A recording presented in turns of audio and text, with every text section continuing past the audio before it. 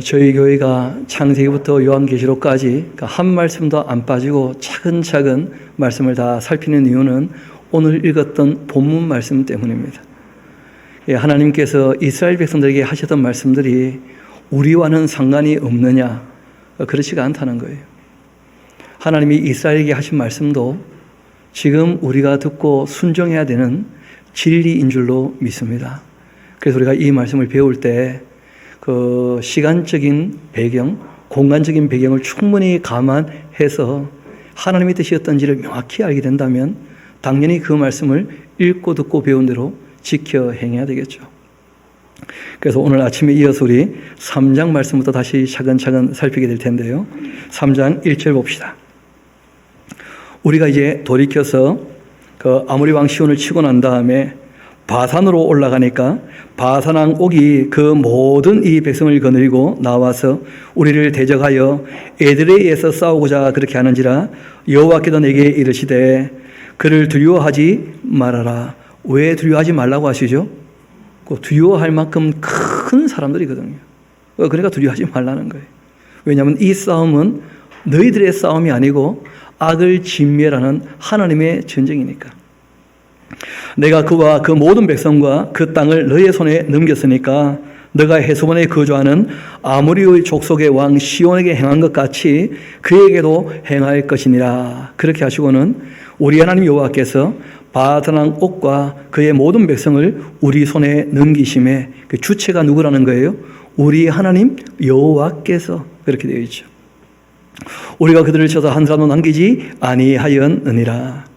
그때 우리가 그들에게서 이 빼앗지 아니한 성읍이 하나도 없이 다 빼앗았는데 무려 빼앗은 성읍이 60개나 되어져요. 그러니까 참 많은 전쟁이 있었을 텐데 성경은 아주 간략하게 얘기하고 넘어가죠. 그 곧 아르곱 온 지방이고 바산에 있는 옥의 나라이니라. 그 모든 성읍이 높은 성벽으로 둘려 있어서 문과 빗장도 있고 견고하며 그 외에 성벽이 없는 고을이 심히 많았느니라. 우리가 헤스본 왕 시온에게 행한 것 같이 그 성읍들을 다 멸망시키되 각 성읍의 남녀와 유아를 멸망시켰지만 그러나 다만 모든 가축과 그 성읍들에서 탈취한 것은 우리의 소유로 삼았으며 그때 우리가 요단강 이쪽 땅을 아르논 골짜기에서부터 헤르몬 산에까지 이쪽 전체를 다 길라 땅이라 그렇게 얘기하기도 하죠. 아모리 족속의 두 왕에게서 빼앗았으니 그리고 괄로 보이십니까? 그렇죠. 그 설명이 하나 따라붙은 거예요. 헤르몬 산은 시돈 사람들은 시련이라 그렇게 부르고 아모리 족속은 선일이라 그렇게 불러요. 우리말로 굳이 번역을 한다면 백두산이 되겠죠. 헤르몬이란 말 자체가 봉우리가 하얗다 그런 뜻이에요. 그러니까 백두산이죠. 백두산이 대가리가 하얗다 그렇게 하네요. 그러니까 백두산이죠. 프랑스에도 똑같은 백두산이 있습니다. 몽블랑. 꼭대기가 다 어떻다는 거예요? 하얗다 그런 거 아니겠어요? 높은 산에 천연이설이 내려앉아 있으면 대부분 다 그렇게 불렀는데 헤르몬 산의 이름도 여러 가지였다는 거죠. 또 우리가 빼앗은 것은 평원의 모든 성읍과 길랏 온 땅과 바산의 온 땅 곧 옥의 나라 바산의 성읍 살레과와 이 에드레이까지다 하고 또 갈로가 있죠. 또 거기에 대한 설명을 한마디 더 붙였는데 르바임 족속의 남은 자, 이 아주 거인족 아닙니까? 그렇죠? 이 거인족 속에 남은 자는 바산왕 옥분이었다는 거예요. 근데 그 침상은 철로 만든 침상인데 아직도 암몬족 속에 랍바에 있지 않더냐 하면서 이 랍바라고 하는 곳이 지금 요르단 있지 않습니까? 요르단의 수도가 되는 암만이라는 곳이 이 랍바예요. 근데 지금은 있느냐? 모르겠어요. 없지 싶습니다. 근데 이제 이 당시에는 있었다는 것인데, 기록될 당시에도 그것을 사람의 보통 규빗으로 재면 그 길이가 9규빗. 그러니까 4.5m가 돼요. 여러분, 침대가 4.5m에 폭이 2m예요. 그럼 거기서 자는 사람은 얼마나 거예요, 대체? 그러니까 진짜 거인족이죠, 거인족. 이런 거인족 중에 마지막 남은 사람이 바로 누구였다는 거예요? 바산왕 옥이었다는 거예요. 여러분, 알고 보면 힘센 사람들이 좋은 땅을 차지합니까? 그 당시에 나쁜 땅을 차지합니까? 좋은 땅을. 그 좋은 땅을 차지해서 그 사람들이 그 땅을 다 일구어 놨을 거 아닙니까? 그렇죠? 그래서 하나님께서 그 땅을 이제 이스라엘 백성들에게 주시겠다는 거예요. 왜냐하면 이놈들은 강한 것은 좋은데 그 강한데 어떻다는 거예요? 악하다는 거예요. 악해. 그래서 악한 대로 열심히 일을 했는데 결국은 이스라엘 백성에게 다 넘겨주게 된 것이죠. 그 자문에 보면 솔로몬이 그런 얘기를 해요. 악당들이 열심히 일을 해가지고 너무 잘 살게 되면 부러워하지 말라는 거예요. 왜냐하면 그런 재물은 선한 사람을 위하여 쌓아두는 것이니까 뭐 그런 말씀이 있어요. 하나님께서 이 가나안 땅도 마찬가지인데 그 악한 사람들이 그 땅을 다 일궈놓게 하시고는 결국은 그 땅을 이스라엘 백성들에게 주시면서 부탁을 하시는 거예요. 너희가 짓지 않은 집을 주고 너희가 일구지 않은 밭을 내가 다 주게 될 텐데 그러할 때 너희가 제사장 나라의 역할을 어떻게 하라는 거예요? 잘 감당하라는 거예요. 어떻게 보면 지금 우리도 우리 선배들이 참 수고해서 풍요로움을 물려받지 않았습니까? 그런데 풍요로움을 물려받아 놓고 난 다음에 우리가 어떻게 살 줄을 모르고 단지 그냥 개인의 이 향락이나 사치나 기쁨이나 행복만 추구하다가 결국은 하나님께서 맡기신 사명을 감당하지 못하면 아무 의미가 없게 되고 마는 것이죠. 우리 선배들이 정말 땀 흘려 수고해서 애써서 쌓아놓았던 것들이 그 헛수고가 되지 않도록 우리가 역사적 책임이 좀 있지 않겠는가 그런 생각들을 하게 되는 것입니다. 여하튼 이 르바임 족속의 그 땅을 다 하나님께서 그 이스라엘 백성들에게 이제 먼저 주신 거예요. 그때 이 아모리 왕 시온과 바산 왕을 다 옥을 치고 난 다음에 우리가 이 땅을 얻음에 그 아르논 골짜기 곁에 아로엘에서부터 길라 산지 절반과 그 성읍들을 내가 루벤 자손과 갓 자손에게 그렇게 달라고 하는 대로 나누어 주었다.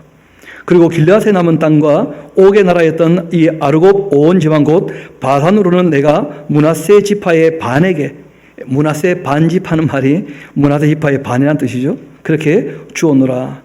그리고 또 갈로가 있죠. 바산을 옛적에는 르바임의 땅이라 그렇게 불렀던 곳이다. 큰 거인들이 차지했던 땅이었던 곳이에요. 므낫세의 그 아들 야일이 구술 족속과 마가 족속의 경계까지의 이 아르곱 온 지방을 점령하고 자기의 이름으로 이 바산을 오늘날까지 하본 야일이라 그렇게 불러오고 있다. 그러니까 이 관로 안에 있는 내용이 기록된 것은 좀 후대였던 것이죠. 그 사사기 이후에 이제 하본 야일이 그 하본 야일이라 불려지는 그 성이 되었을 때 바로 이 하본 야일이라 불려지는 성이 옛날 르바임의 성이라 불려지던 바로 그것이다 하고 이제 교육을 하는 거예요. 그냥 이루어진 게 아니라는 것이죠. 이런 역사적 과정을 통해서 지금 이렇게 되었다 하고 끊임없이 역사를 가르칩니다. 그 역사를 가르쳐야 우리가 왜 이 자리에 서 있는지 이런 걸 이제 알게 되는 것이거든요. 그리고 내가 마길에게 길랏을 주었고 그 이 길랏 땅 하는 곳이 다 어떤 곳이냐면 그 목축하기에 너무 좋은 곳이에요. 그래서 이 르벤 지파나 갓 지파 이 목축하는 사람들이거든요. 양이나 소를 기르기에 너무 좋은 땅이니까 그 땅을 달라고 하는 것인데 저도 이제 그 성지순례 갈 때 여기 한번 가봤었거든요. 지금은 거기가 참 비옥해 보이고 너무 좋은 목초지인 것도 확실한데 전쟁이 근간에 많았었죠. 그렇죠? 그래가지고 거기에 전쟁의 잔해가 아직도 널브러져 있는 그리고는 뭐 곳곳에 이 기지가 있어가지고 못 가는 길들이 너무 많은 그런 곳이 되고 말았어요. 르벤 자손과 갓 자손에게는 길랏에서부터 아르논 골짜기까지 그렇게 주었으되 그 골짜기의 중앙으로 지역을 정하였으니 곧 이 암몬 자손의 지역 야복강까지다. 그러니까 여러분 이스라엘 지도를 이렇게 그려보게 되어지면 요단 동쪽에 세례 시내가가 있고 아르논 골짜기가 있고 그리고 야복강이 있고 그렇게 큰 강이 이렇게 3등분하고 있다 하는 정도는 염두에 두시면 그러면 이제 그 에돔 그 다음에 모압 암몬 그 다음 그 위에 이제 아람 나라 뭐 그렇게 이제 조금 그림이 그려질 거예요. 그리고 더 이제 북동쪽으로 가게 되어지면 그럼 이제 아수르하고 바벨론 뭐 이런 식으로 이제 있게 되거든요. 큰 그림 정도는 좀 그릴 수 있으면 그 이해가 좀 쉬울 겁니다. 여하튼 그렇게 이제 되어 있고 또 아라바와 그 요단과 그 지역이고 긴네렛에서 되어 있는데 긴네렛은 지역 이름이고요. 갈릴리에 있는 지역 이름이에요. 그래서 긴네렛 호수 하는 말도 쓰죠. 그렇죠? 갈릴리 호수를 긴네렛 호수 그렇게 하기도 하는데 갈릴리 호수 한 지점입니다. 이 북서쪽에 있는 그 도시예요. 거기에서 아라바 바다 곧 이 염해는 잘 아시죠? 그렇죠? 그 아라바 바다 하는 것이 바로 사해 그 동남쪽으로 전부 이 아라바니까 그렇게 염해와 비스가산 길석에 이르기까지 그 동쪽 지역이니라. 딱 요단강 동쪽 이 갈릴리 동쪽 당연히 예 사해 동쪽 그 동쪽 땅을 지금 쭉 설명하고 있는 것입니다. 그때 내가 너에게 명령하여 이르기를 너희의 하나님 여호와께서 이 땅을 너희에게 주어 기업이 되게 하였으니까 너희의 군인들은 무장하고 너희 형제 이스라엘 자손의 그 선봉이 되어 건너가라. 그러니까 요단강 동쪽 땅을 이 르벤과 갓 자손들이 먼저 차지하게 되었잖아요. 게다가 이 땅을 차지할 때 약한 사람의 것을 빼앗은 겁니까? 악하지만 강한 사람의 것을 빼앗은 겁니까? 그러면 이제 가나안 땅에 들어갔을 때 그 가나안 사람들도 강한 사람입니까? 약한 사람입니까? 강한데 악한 사람이에요. 그러니까 이 아모리 왕 시온의 땅, 바사랑 옥의 땅을 준 것처럼 그 땅도 하나님이 싸워서 줄 거니까 뭐 하지 말라는 거예요? 두려워하지 말고 함께 건너가라는 거예요. 20절 봅시다. 여호와께서 너에게 주신 것 같이 너희의 형제에게도 안식을 주시니 그들 또 요단 저쪽에서 너희 하나님 여호와께서 그들에게 주시는 땅을 받아 기업을 삼게 이르거든 너희는 각기 내가 준 기업으로 돌아갈 것이니라. 그래서 내가 이 땅을 준 것처럼 우리 다시 19절 봅시다. 너희에게 가축이 많은 줄 내가 아는데 너희의 처자와 가축은 내가 너희에게 준 성읍에 머물고 너희는 이제 서쪽으로 건너가서 함께 전쟁하라. 그래서 그 땅을 너희 형제들이 가질 수 있게 하라 하고 이제 말씀하신 거예요. 그리고 21절 보면 굉장히 독특한 표현이 나오는데요. 그때 내가 여호수아에게도 특별히 또 명했다는 거예요. 그 이르기를 너희의 하나님 여호와께서 이 두 왕에게 행하신 모든 일 너 눈으로 다 보았지 않느냐. 너가 가는 모든 나라에도 여호와께서 이와 같이 행하실 거야. 그러면 이게 이제 무슨 말이냐면 지금 이때 모세는 나이가 몇 살이죠? 나이가 120이에요. 나이가 120임에도 불구하고 하나님의 전쟁의 선봉에 서서 아모리 왕 시온을 치고 바사랑 옥을 쳤다는 거예요. 그리고 여호수아에게 한마디 한 거죠. 봤지? 이렇게 하는 거다. 이제 너가 건너갈 텐데 너도 그렇게 하라는 거예요. 내가 120이나 되어가지고 지금 하나님께서 맡긴 사명을 이렇게 끝까지 감당하는데 너 아직 젊지 않냐? 근데 가보니까 한 84살쯤 되었죠. 그래도 모세가 나보다 너는 훨씬 젊다는 거예요. 내가 이 정도 했으면 너는 더 할 수 있다는 거예요. 그리고 이 아모리 왕 시온과 바사랑 옥을 치는 걸 너가 다 봤으니까 이걸 본대로 내가 한 대로 하나님을 의지하고 약속의 땅을 차지하라는 거예요. 왜냐하면 그 땅은 죄악이 관영하여 개선의 여지가 없으니까 아브라함과 하나님께서 약속하신 대로 그 자손에게 이 땅을 주실 거라는 거예요. 가서 이제 차지하면 되는 것이죠. 그리고 쭉 말씀하시는 중에 여호수아를 어떻게 하시는 거예요? 격려하시려고. 저도 이제 가끔 그 에스라하우스 가면 그 노우호 목사님 이름부터가 늙어 보이죠. 노 목사님이 늘 젊은 사람들한테 얘기하시는 거예요. 나도 이 나이에 이렇게 하고 있는데 너희는 뭐 하는 거냐 하면서 늘 이제 그러시는 거죠. 나이가 내가 70이 넘었는데 은퇴를 이미 했음에도 불구하고 끊임없이 하나님의 말씀 전하려고 애를 쓰는데 그 젊은 사람들도 좀 힘쓰고 애쓰면 좋겠다. 뭐 그런 얘기를 꾸준히 하시는 걸 듣게 되어져요. 처음에 들을 때는 그런가 보다 했는데 한 20번 들으니까 짜증나더라고요. 근데 30번쯤 들으니까 정말 그렇구나 그렇게 돼요. 그 사람이 자꾸 들으면 그 임박힌다니까요 보니까. 그래서 조금 더 힘을 써야 되겠다, 열심히 해야 되겠다, 뭐 그런 마음들을 갖게 되는 거예요. 이어봅시다. 그 여호수아에게 모세가 그렇게 부탁을 합니다. 그리고 한마디 하죠. 너희는 그들을 두려워하지 말아라. 왜냐하면 정말 두려워할 만큼 힘 있는 사람들이거든요. 강력한 나라고. 그러나 그들을 두려워하지 마라. 너희의 하나님 여호와께서 친히 너희를 위하여 싸우실 것이다. 하나님이 누구를 위해 싸우신다고요? 너희를 위하여. 그러니까 우리가 하나님이 우리를 위해 주신다는 것, 이게 확실히 믿어져야 돼요. 그래야지 더 이상 자기를 위하여 살지 않고 먼저 그의 나라와 그의 의를 구하게 될 거예요. 그러지 않으면 끊임없이 하나님을 믿는다고 하면서도 나를 위하여 하나님께 나아가서 기도하게 되어지고 나를 위하여 신앙생활을 하게 되어지고 그게 실제로는 잘 안 믿는 거죠. 자기를 위한 신앙, 그게 거의 우상숭배처럼 흘러가고 말거든요. 이어봅시다.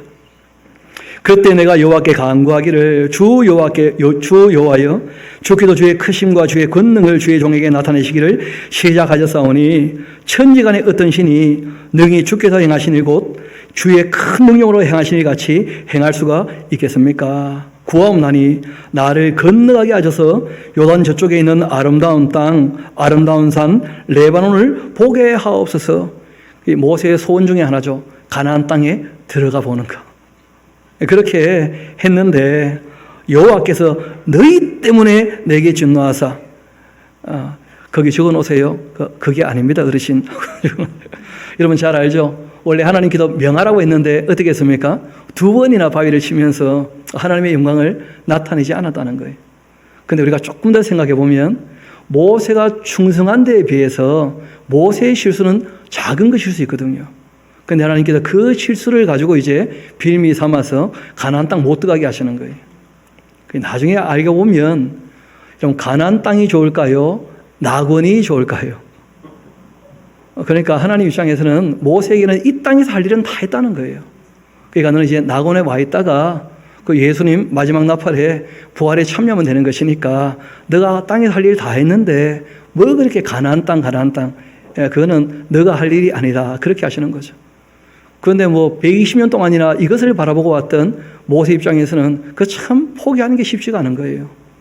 그런데 제가 참 놀라운 것은 모세는 120년 동안 추구해 왔던 것이라 할지라도 하나님이 그만할 때 그만할 줄 알았다는 거예요. 그 바라는 마음은 늘 있어요. 그래도 하나님이 들어가지 말라고 하시니 나는 여기까지다. 그런 얘기를 하고 있거든요. 이어봅시다. 여호와께서 너희 때문에 내게 진노하사 내 말을 듣지 아니하시고 웬만하면 모세 말 다 들어주셨거든요. 이유는 모세가 내 말씀을 다 들었기 때문에 나에게 이르시기를 그만해도 족하니 이 일로 다시는 내게 말하지 말아라. 하나님도 자꾸 모세가 따지면 입장 곤란하게 되거든요. 어디 가서 말하면 안 됩니다. 우리끼리 얘기인데 여러분 솔직히 한번 물어봅시다.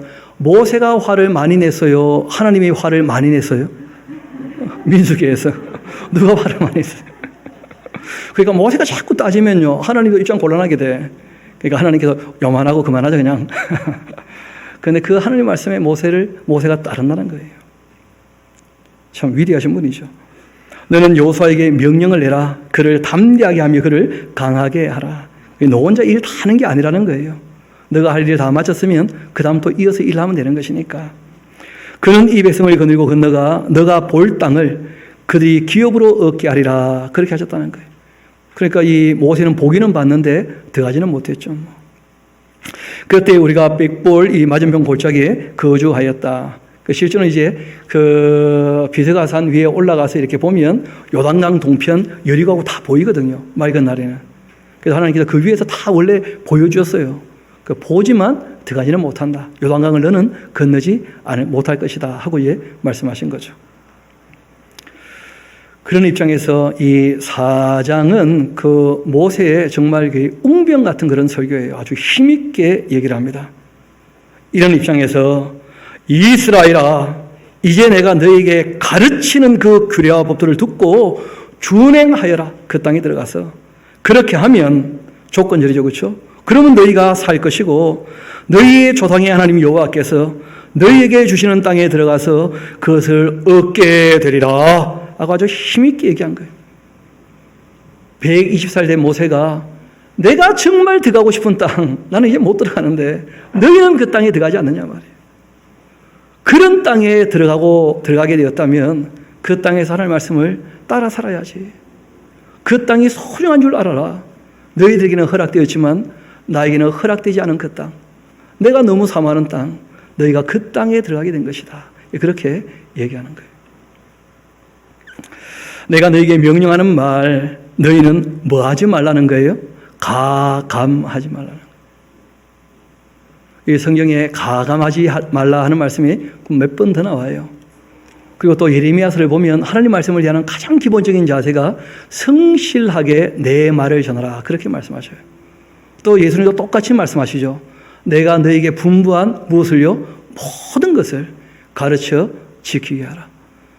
그런데 의외로 많은 이 신앙생활을 하는 기독교인들이 하나님 말씀을 성실하게 대하지 않고 뭘 조금 알고는 자기 마음에 나는 대로 해석을 내서 그 길로 너무 열심히 달려가요. 그러다 보면 엉뚱한 길로 가놓고도 자기는 옳다고 주장을 하는 거라. 하나님 말씀은 더하거나 빼서는 절대 안 됩니다. 실제로 66권 중에 가르치지 않는 성경이 있을 정도로 한국 교회는 하나님 말씀을 너무 많이 빼먹고 있거든요. 그래서는 안 되는 것이죠. 예수님도 똑같이 내가 너에게 분부한 모든 것을 할 때 예수님이 3년 반 동안 구약을 끊임없이 가르쳤다는 거예요. 모세의 글이나 시편과 그리고 예언자들의 글들을. 그리고 예수님께서 율법을 완성하신 예수님의 설교가 또 있지 않습니까? 그리고 또 말씀하신 것이 지금 내가 말하면 다 알아듣지 못할 것이니까 이후에 성령께서 오시게 되면 그분은 스스로 말씀하지 아니하시고 너희를 진리 가운데로 인도하실 텐데 내가 너희들에게 알려주고자 하는 이 장래의 일에 대하여 알게 하실 것이다. 그래서 요한계시록까지가 기록된 거예요. 그래서 요한계시록을 보면 성령님의 감동에 대해서 요한이 보게 되지만 누구의 계시라고 되어 있습니까? 예수 그리스도의 계시. 그리고 실제로 예수 그리스도의 계시인데 누가 계획하신 거예요? 아버지 하나님께서 미리 계획하셨던 바로 그것을 보고 기록해 놓은 것이거든요. 그래서 세상 마지막까지 이야기가 다 기록되었기 때문에 이제 더 이상 우리는 성경이 기록된 것 같은 계시는 더 이상 없다고 우리는 확실히 믿습니다. 요한계시록까지 해서 계시가 어떻게 된 겁니까? 완성된 거예요. 그 요즘에 뜬금없이 또 무슨 계시를 보여주고 막 이끌고 그런 거 없다는 거예요. 그래서 성경은 우리에게 더하지도 말고 뭐하지도 말라고요? 빼지도 마라. 그래서 다 우리가 말씀을 비우는 거예요. 여러분 실제로 그 호세아서를 보면 그런 말씀이 있죠. 이 백성이 믿음이 없어서 망한다 그렇게 하신 게 아니에요. 이스라엘이 망하게 된 이유는 뭐냐면 지식이 없으므로 하나님을 아는 지식도 없고 하나님 말씀에 대한 지식도 없고 사람에게 지식이 없으면 망한다는 거예요. 그래서 우리가 하나님을 아는 지식뿐 아니고 늘 이렇게 말씀을 읽고 듣고 배우는데 우리가 세상 사람보다 훨씬 더 지혜로울 수 있게 되기를 소망합니다. 그러려면 잠언이나 율법이나 늘 가까이에서 읽고 이 말씀을 삶에 적용해야 돼요. 그래야지 지혜를 얻고 지식을 갖게 됩니다. 매일 주일날 남들 놀러 갈 때 예배당 가서 배우는데 세상 사람들보다 더 멍청해가지고 분별력도 없고 막 거짓에 쉽게 속고 그런 식으로 가면 안 되는 것이죠. 이어봅시다. 2절 다시 봅시다. 내가 너에게 명령하는 말 너희는 가늠하지 말고 내가 너에게 내리는 너희 하나님 여호와의 명령을 지켜야 한다. 여호와께서 바알볼의 일로 말미암아서 행하신 바를 너희가 눈으로 다 봤지 않느냐. 바알볼을 따른 모든 사람을 너희 하나님 여호와께서 너희 가운데서 멸망시키셨다. 하나님을 따른다고 하면서도 따르는 중에 우상 숭배하니까 어떻게 했다는 거예요? 다 진멸했다는 거예요. 하나님 백성이라고 애굽에서 따라 나섰지만 그러나 바알볼에서 음행하고 우상의 음식을 함께 나눠 먹고 그러니까 영적으로 전혀 분별력이 없는 거예요. 그런 사람은 하나님께서 따라 나섰다 해도 만나를 먹었다 할지라도 하나님께 아무 가치가 없는 존재라는 거예요. 딴 영을 따르고 있으니까. 이어봅시다. 바알볼을 따른 모든 사람을 너희의 하나님 여호와께서 너희 가운데서 멸망시키셨으되 오직 너희의 하나님 여호와께 붙어서 떠나지 않은 너희는 오늘까지 다 생존한 것 아니냐. 이제 완전히 새로운 세대가 되어서 이제 들어가게 될 것이니까 그렇게 교육을 하는 것이죠. 내가 나의 하나님 여호와께서 명령하신 대로 하나님 말씀하신 대로 전하면 되는 거예요. 그 규례와 법도를 너희에게 가르쳤지 않느냐. 이게 성실이죠. 말씀하신 그대로. 그래서 사람이 좋아하느냐 싫어하느냐 그것은 중요한 문제가 아니에요. 왜냐하면 하나님 말씀을 좋아하는 사람이 하나님의 백성인 거예요. 하나님 말씀이 부담이 되고 싫은데 어떤 이상한 현상을 쫓아간다. 그건 다 가짜겠죠 당연히. 말씀을 싫어하는데. 그렇지 않습니까? 그래서 하나님 말씀을 가감하지 말고 사람이 듣든지 듣지 않든지 정말 하나님 말씀은 이러하시다. 그걸 성실하게 전해야 되는 거예요. 다시 한번 5절 봅시다. 내가 나의 하나님 여호와께서 명령하신 대로 규례와 법도를 너희에게 가르쳤나니 이는 너희가 들어가서 기업으로 차지할 땅에서 그대로 행하게 하려고 그렇게 말씀을 했다는 거예요. 너희는 지켜 행하라. 이것이 여러 민족 앞에서 너희의 지혜가 될 것이다. 그러니까 우리가 율례와 법도의 그 핵심이 크게 네 가지라는 거 기억나시죠? 제일 먼저가 뭐냐면 신앙에 대한 윤리였고, 두 번째가 생명에 대한 윤리였고, 세 번째가 가정에 대한 윤리였고, 네 번째가 사회에 대한 윤리였지 않습니까? 그 말씀을 그 가나안 땅에서 지켜 행하면 그것이 바로 너희의 지혜가 되고 너희의 지식이라는 거예요. 그뿐 아니라 그 주변에 있는 여러 민족 그들이 이 모든 규례를 들어보고는 이러기를 이 큰 나라 사람은 과연 지혜와 지식이 있는 백성이로다. 그렇게 할 거라는 거예요. 그러니까 지금부터 3,400년 전 이야기 아닙니까? 3,400년 전에 율법 같은 것을 사람들에게 펼쳐 보여주게 되어지면 충격을 받는다는 거예요. 사람이 이렇게 살아야 되는구나. 왜냐하면 하나님의 형상으로 이 인격도 있고 양심도 있으니까 알아듣게 되는 거예요. 그래서 그 규례를 전해 듣기만 해도 너무 옳다. 사회윤리는 단순하잖아요. 긍휼과 자비와 공의와 정의. 그렇지 않습니까? 힘센 놈이라고 해서 왕이라고 해서 지 마음대로 하면 안 된다는 거예요. 하나님의 심판대 앞에서 누구나 다 긍휼과 자비와 공의와 정의를 따라야 되는 거예요. 그런 법을 듣게 되면 누구나 다 옳다 하지 않겠냐는 거예요. 그러면 사람들이 다 너희를 인정하게 될 거라는 거예요. 그러면 전도하기도 참 좋겠죠. 그렇죠? 이어봅시다. 그들이 이 모든 규례를 듣고 이르기를 이 큰 나라 사람은 과연 지혜와 지식이 있는 백성이로다. 그렇게 하면 전도하기 쉬워요. 지금 우리도 마찬가지입니다. 남들이 보기에 누가 봐도 정말 인격적으로 양심적으로 바르게 살면 저 사람은 대체 무엇 때문에 저렇게 사는가? 거기에 대한 관심을 가지고 오지 않겠어요? 그런데 세상 사람들이 보기에도 저 봐라 미쳤다 미쳤어. 이산저산 뛰어다니면서 자기 생활에 충실하지도 않고 그러면서 하나님 믿는다고 하고 이렇게 하면 어떻게 전도가 제대로 되겠냐는 거예요. 그렇지 않습니까? 예수님도 부탁하신 것이 무엇이었냐면 너희는 세상에서 뭐가 되라는 거예요? 소금으로 역할을 하고 빛이 되라는 거예요.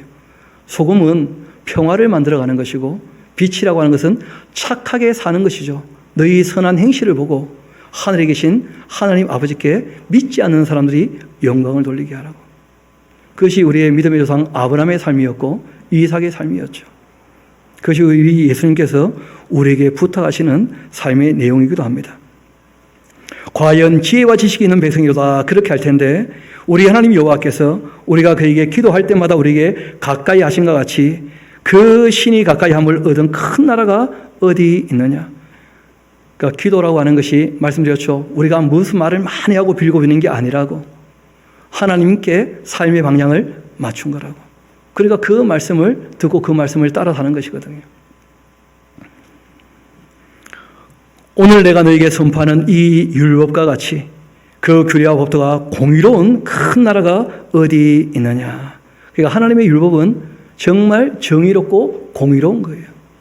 언제 어디서 누가 몇 번을 봐도 그 진리죠, 진리. 그런데 우리나라 법만 해도 자꾸 헌법을 개정합니까, 안 합니까? 왜 개정을 하죠? 완전하지 않으니까 자꾸 개정을 하고 싶어 하는 거예요. 뭐가 좀 안 맞는 거예요. 게다가 또 자꾸 새로운 일들이 벌어지는데 사랑으로 적용하지 않으니까 그러니까 새로운 일에 대한 새로운 법을 자꾸 만들어야 되는 거예요. 제가 보니까 그 부동산에 대한 법들이 있지 않습니까? 우리 형이 한마디 했는 게 참 재미있더라고요. 부동산 법이 왜 자꾸 개정이 되고 있느냐 하면 부동산 법을 만드는 사람보다 부동산으로 이익을 얻는 사람들이 훨씬 똑똑하다는 거예요. 그러니까 어떤 법을 내어도 빠져나갈 구멍을 다 찾아가지고 자꾸 욕심을 채운다는 거예요. 그러니까 법을 만들어도 못 쫓아간다는 거예요. 그런 사람들을. 게다가 또 법을 만드는 사람들이 자기 부동산 가격이 내려가기를 아무도 원치 않고 있다는 거예요. 아닙니까? 맞습니까? 그런 거 아니겠어요? 그러니까 이 땅의 이 법이라고 하는 것이 누가 봐도 정의롭고 공의로운 건 참 좋은데 그렇지 않은 법이 너무 많다는 거예요. 그렇지 않은 법이.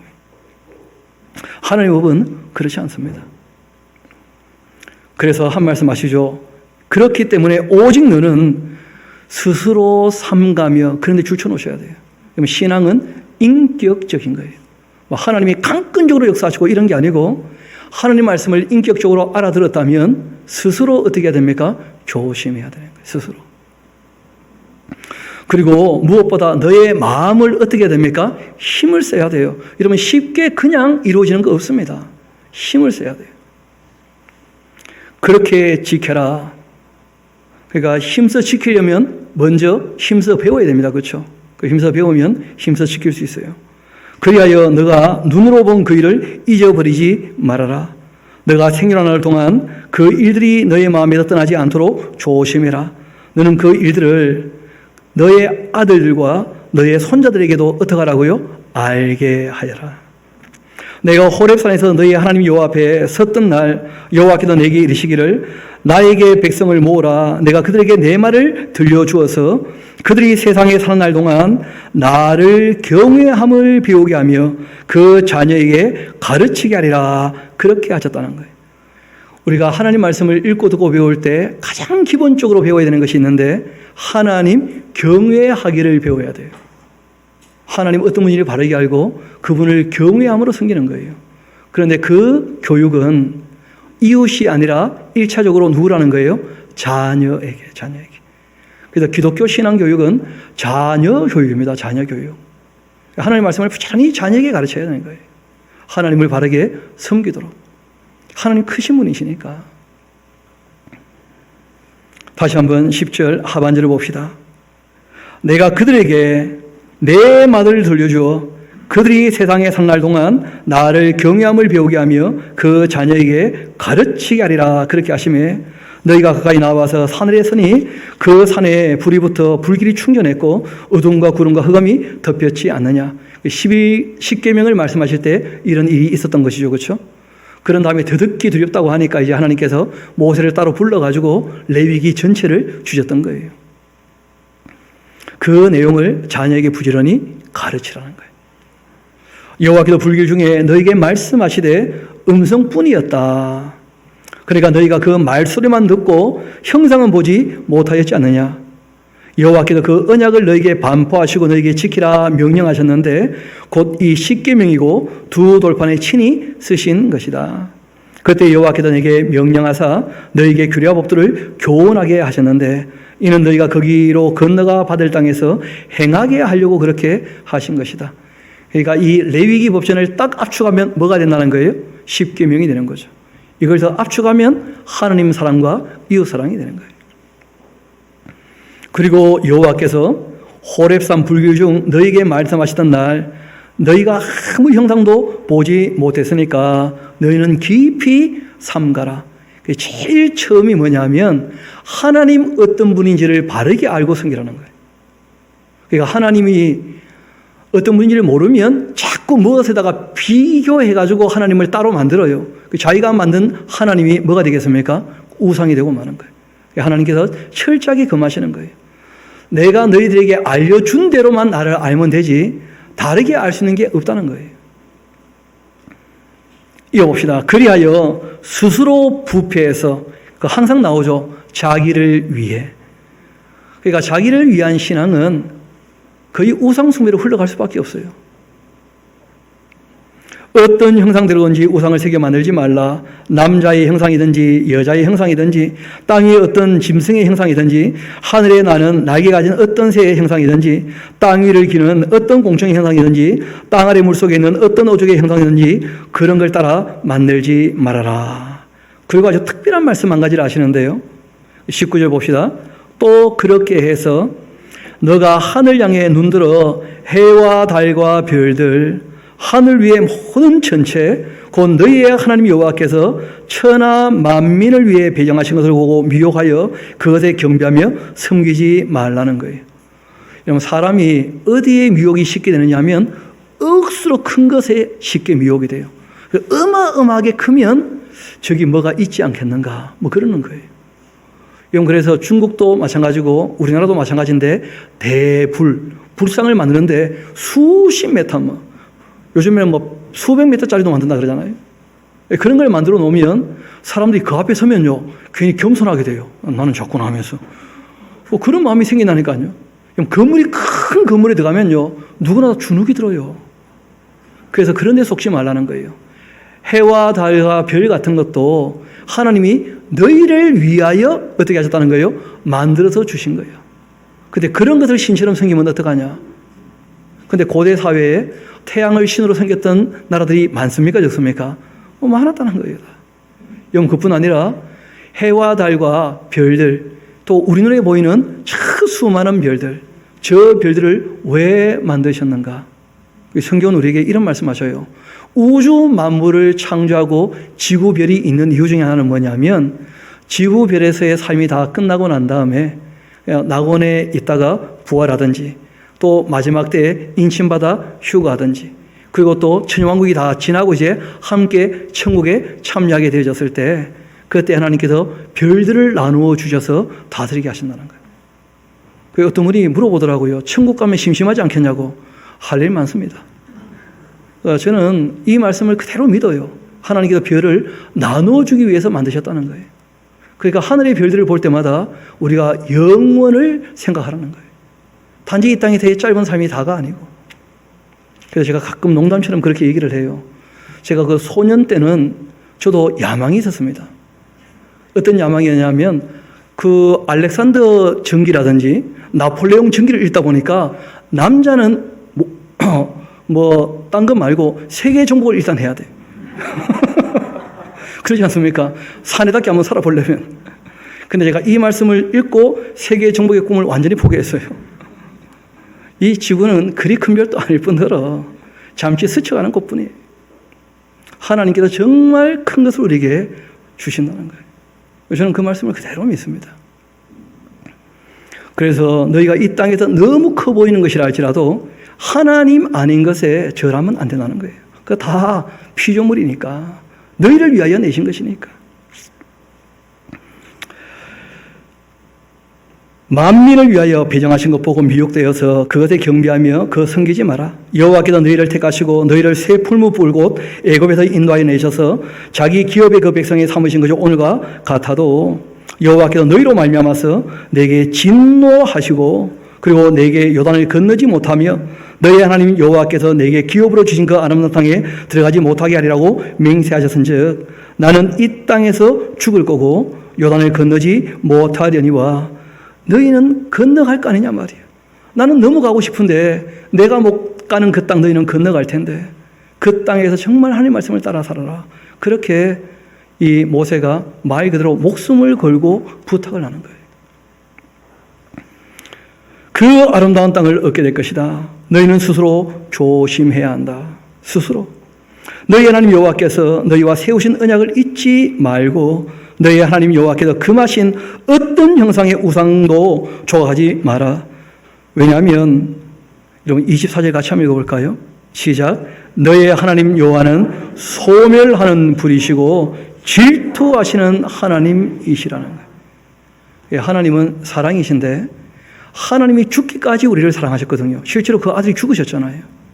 하나님께서 요구하시는 것이 한 가지예요. 마음을 다하고 성품을 다하고 힘을 다하고 생명 다하여 주 너희 하나님을 사랑하라는 거예요.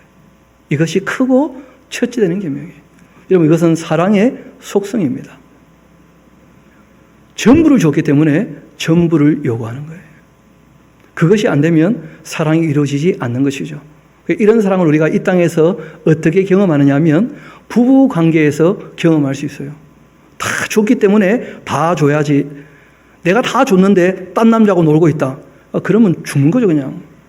하나님께 그런 질투의 불이 일어난다는 거예요. 그 질투의 불이 지옥불이에요. 지옥불. 여러분 천국도 하나님이 만드셨지만 지옥도 누가 만드셨어요? 하나님께서. 우리가 하나님의 질투나 하나님의 그 성품에 대해서 오해하는 경우들이 종종 있어요. 내가 무슨 짓을 해도 하나님은 나를 사랑할 거야. 크신 분이시니까. 성경은 그런 식으로 얘기하지 않으셔요. 하나님이 못 참는 것이 있다는 거예요. 죽기까지 사랑했기 때문에 하나님 이외에 다른 것을 하나님보다 더 사랑하는 것, 하나님 용납할 수 없다는 거예요. 이어봅시다. 너가 그 땅에서 아들 낳고 손자를 얻고 오래 살게 되면 익숙해지면 또 사람들이 오해나 착각이 많이 생기는 것이죠. 당연한 것처럼. 그래서 역사를 가르쳐야 되는 거예요. 당연한 것이 아니거든요. 만일 스스로 부패해서 무슨 형상의 우상이든지 조각하여 너희 하나님 여호와 앞에 악을 행함으로써 그 노를 일으키게 된다면 내가 오늘 천지를 불러 증거를 삼는데 너희가 요단을 건너가 얻을 땅에서 속히 어떻게 될 거라고요? 망하게 될 거라고. 하나님은 공의로우신 분이에요. 너희가 거기서 너희 날이 길지 못하고 전멸될 것이다. 꼭 기억하라는 거예요. 모세가. 하나님께서 이스라엘 백성이니까 무조건 사랑하시고 그런 거 없다는 거예요. 하나님의 뜻을 따르느냐 따르지 않느냐. 여호와께서 너희를 여러 민족 중에 흩으실 거고 여호와께서 너희를 쫓아보내실 그 여러 민족 중에서 너희의 남은 수가 많지 못하게 될 것이고 너희는 또 거기 가서 사람의 손으로 만든 바 보지도 못하고 듣지도 못하며 먹지도 못하며 냄새도 맡지 못하는 목석의 신들을 섬기게 될 것이다. 참 안타까운 것은 이런 이런 일을 당하지 말라고 경고하신 내용이잖아요. 그런데 모세의 이 경고의 내용이 예언처럼 다 이루어지고 말았어요. 잘 아시는 것처럼 북왕국은 그 아수르에서 그렇게 멸망하고 말았고 그리고 남왕국은 바벨론에 의해서 다 멸망하고 말았지 않습니까? 이 북왕국은 721년에 남왕국은 586년에 완전히 내려앉고 말았죠. 그리고 회복하고도 얼마 못 가서 다시 무너지고 말았고 예수님이 오셨음에도 불구하고 그 메시아까지 죽여버렸기 때문에 이스라엘은 약속대로 회복되기는 회복돼야 될 텐데 아직까지도 안 되고 있는 거예요. 아직까지도. 나중에 요한계시록을 보니까 교회가 완성되고 난 다음에 예수님 재림하셔서 이 땅의 악을 완전히 진멸하고 그리고 천년왕국이 되었을 때 그때 이제 이스라엘의 회복에 대한 이야기죠. 이 땅에 이루어지는 천년왕국은 교회와는 아무 상관이 없습니다. 그는 구약에 끊임없이 얘기되고 있던 이스라엘의 회복에 대한 이야기예요. 우리 한번 이어봅시다. 뭐라고 말씀을 하셨느냐 하면 이 모든 일이 내게 임하여 환난 당하다가 끝날이 되어서 그러니까 바벨론 포로에서 돌아오는 정도가 아니고 언제가 되어서요? 끝날이 되어서 너가 너희 하나님 여호와께로 돌아와 그 말씀을 청종할 때가 올 거다. 적어놓으시면 되겠죠? 천년 왕국일 거다. 적어놓으시면 될 거예요. 너희 하나님 여호와는 자비하신 하나님이시라. 그가 너를 버리지 아니하시며 너를 멸하지 아니하시며 내 조상들에게 맹세하신 언약을 잊지 아니하실 것이다. 그러니까 이 조상과 맺은 언약은 교회와 맺은 언약 아닙니다. 아브라함 그 혈통적인 후손에 대한 이야기예요. 너가 있기 전 하나님이 그 사람을 세상에 창조하신 날부터 지금까지 지나간 일들을 상고해 보아라. 그리고 하늘 이 끝에서 저 끝까지 이런 큰 일이 있었겠느냐, 이런 일들을 들은 적이 있느냐 말이에요. 창세기나 출애굽기를 보면 하나님 하신 일들 놀랍지 않습니까? 어떤 국민이 불 가운데서 말씀하시는 하나님의 음성을 너처럼 듣고 생존했겠냐? 어떤 신이 와서 시험과 이적과 기사와 전쟁과 강한 송과 편팔과 크고 두려운 일로 한 민족을 다른 민족에게서 인도하여 낸 일이 있느냐 말이야. 이스라엘 백성은 출애굽할 때도 경험했고, 그리고 또 이 아모리 왕 시온 바다랑 옥외송에서 하나님이 다 건져주시고 그들을 진멸하시고 그 땅을 주시는 것을 경험했지 않습니까? 그리고 또 이어 말씀하십니다. 이것은 다 너희의 하나님 여호와께서 애굽에서 너희를 위하여서, 하나님은 너희를 위하시는 분이라는 거예요. 너희의 목전에서 행하신 일이다. 이것을 너희에게 나타내신 것은 여호와는 하나님이시고 그 외에는 다른 신이 없음을 너희에게 알게 하려고 그렇게 하신 것이다. 그러니까 이 설교의 핵심은 여기 있는 거예요. 여호와 하나님, 어떤 분이시죠? 스스로 계시는 분. 그 하나님은 어떤 분이십니까? 전지전능하신 분. 그 하나님은 무소부지하신 분. 그 하나님은 영원히 변치 않으시는 분. 그분은 참되신 분이시고 선하신 분이시고 의로우신 분이시고 아름다우신 분이셔요. 지금 우리에게는 조금 더 계시는 부분이 있죠. 성부와 성자와 성령 삼위일체로 계시는 분이에요. 그 하나님 이외에는 다른 신이 있다는 거예요? 없다는 거예요? 없다는 것을 명심하라는 거예요. 왜냐하면 사람이 힘들고 어려우면 누군가에게 의지하고자 하는 마음이 생겨요. 그런데 그 의지하고 싶은 마음이 있을 때 마음의 위로가 되면 대상이 누군지도 상관없이 그냥 의지하게 되는 거예요. 제가 보니까 요즘에 그 아미들은 BTS에게 너무 의지하는 것 같아요, 보니까. BTS 노래 듣고 얼마나 위로를 받고 은혜를 경험하는지. 그렇지 않습니까? 막 BTS 노래 들으면 너무 행복하다, 그냥. 오빠가 와서 한번 만져주면 까무러치지 않겠나, 그래. 내가 몸 안에 있는지 몸 밖에 있는지 막. 입신할 것 같아, 입신. 그런 게 아니라는 거예요, 신앙은. 하나님이 누군지를 바르게 알고 그 하나님을 섬겨야지 성경에 계시된 하나님 이외에는 하나님이 아니라는 거예요. 이어봅시다.